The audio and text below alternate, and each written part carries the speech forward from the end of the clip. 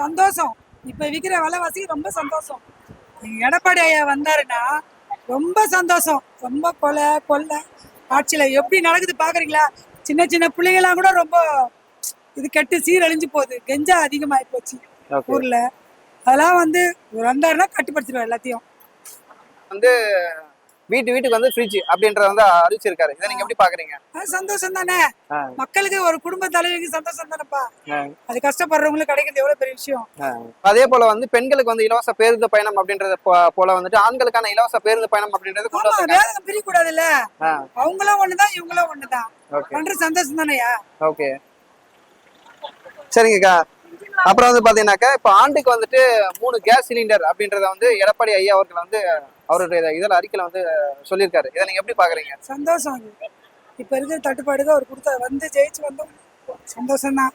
அவர் ஆட்சி அமைக்கணும், அதுதான் நாங்க வேண்டுறோம்.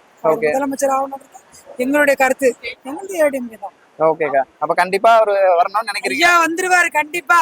இருக்கிற அரிசி பருப்பு எண்ணெய் வந்து ஒவ்வொரு கிலோ வந்துட்டு இலவசமா தரதா சொல்லியிருக்காரு. இதை பத்தி நீங்க என்ன நினைக்கிறீங்க? அதுவும் சந்தோஷம் தான்.